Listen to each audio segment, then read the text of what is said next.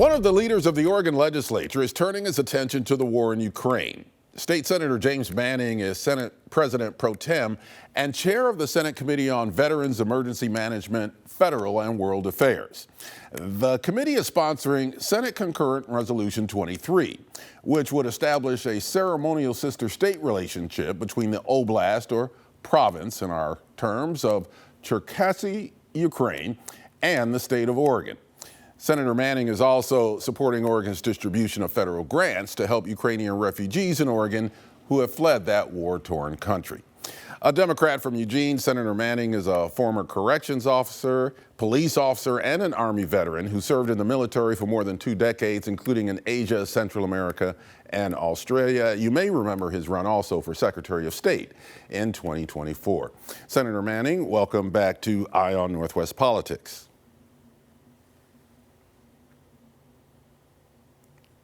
Thank you so much, Ken. I really appreciate it. All right, we got your audio there. Why a sister state relationship with a region in Ukraine, and specifically why Cherkasy?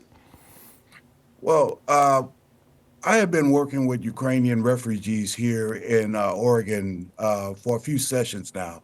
I've done bills previously to help expedite opportunities for them to get their driver's licenses here in the state. That was a huge barrier. You know, people can't get around or mobile and stuff. Then it creates all kinds of problems going to school, medical appointments, and so forth, jobs.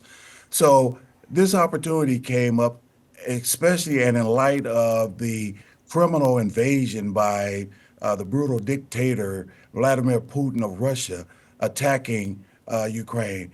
As a former or as a military veteran that stands up to protect the Constitution of the United States against all enemies, foreign and domestic, now those refugees from Ukraine that are here are now American citizens, and I support their families back home. This is one way that Oregon can demonstrate that we are concerned and we stand with the people of Ukraine in spite of the current administration at the federal level. I would say disgusting display that everybody witnessed. So I wanted the people of Ukraine know and understand that Oregon appreciates the trade with Ukraine, and also the culture that they're sharing, and educational opportunities as well. Why this particular region? Was there any reason why you chose Cherkasy? Well, thank you. Cherkasy is pretty similar in terms of productivity as Oregon is. It is a state within Ukraine itself. And there are a lot of similarities, and that's one of the reasons that I chose Cherkasy. An estimated 4,500 Ukrainian refugees have arrived in Oregon since the Russian invasion of 2022. What is the state of Oregon doing to help them? Well, one of the things is, and I can speak for myself as a state legislator, is speaking out. Those refugees that are here, and I'll stop calling them refugees because they are resettled here and they're American citizens. I stand up against war, period, and the cruelty that has been unleashed by Vladimir Putin and his supporters is beyond pale. I think that everybody deserves the right to live in dignity and respect and not have their democracy infringed, or more importantly, have a brutal dictator come in and try to take over their land. I should also mention that the Department of Human Resources here in Oregon is distributing about $2.25 million in federal grants to help out Ukrainian refugees. Are you concerned that those federal grants could dry up under this new administration? That is a huge concern. As we've seen, all Americans have seen the hatchet approach by the current administration and I want to be very careful in choosing my words, because this is not political in my view. This is when you elect a criminal and put him in the highest office in the land. My experience in law enforcement and beyond, criminals associate with other criminals.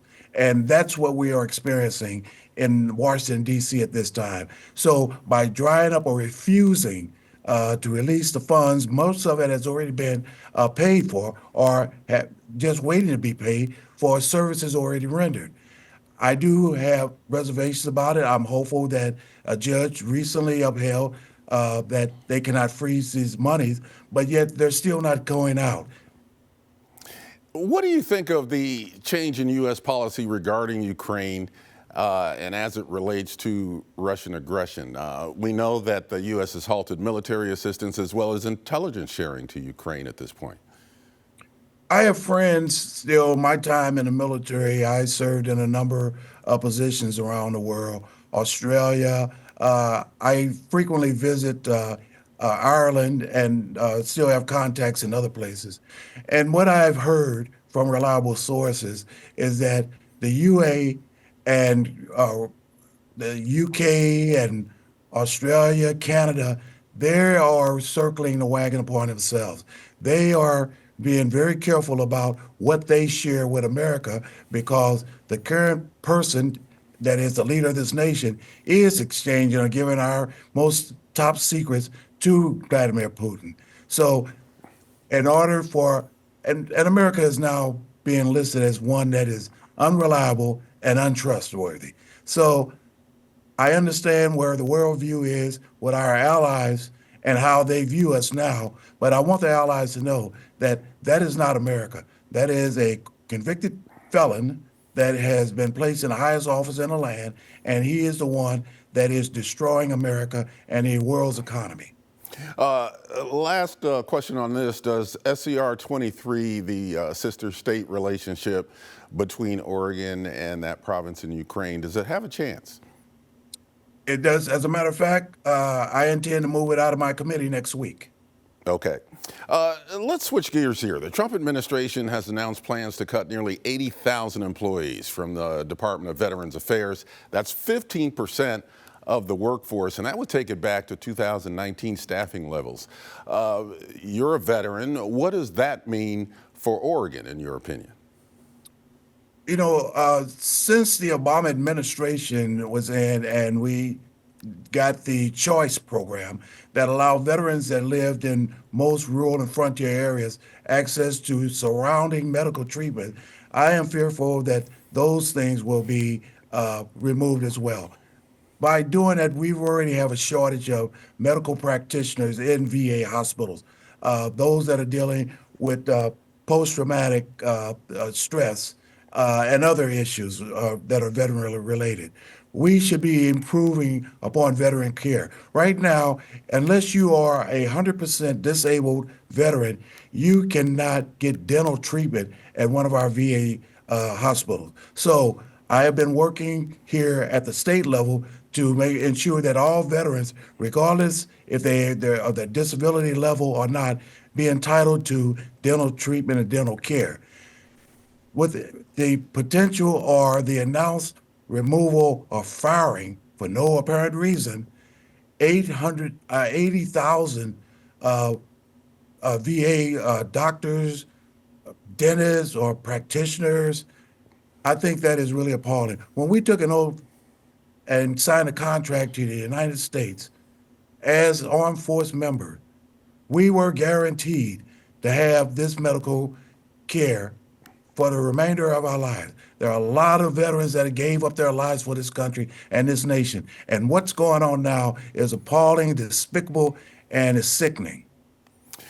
We've only got about 20 seconds left, so I know this is a really short answer, but we're about 2 months into the 6-month legislative session. Governor Kotek is looking for a $155 million housing package. Do you think she's going to get it, yes or no, by the end of the session? I believe so, and more. I have a project myself that I'm working on. That's the Bridge Metal Housing, Senate Bill 229. That's going to create intergenerational affordable housing and expand those housing opportunities that already exist. Senator James Manning, thank you very much for taking your time and being on Eye on Northwest Politics. Thank you, Ken. I appreciate you.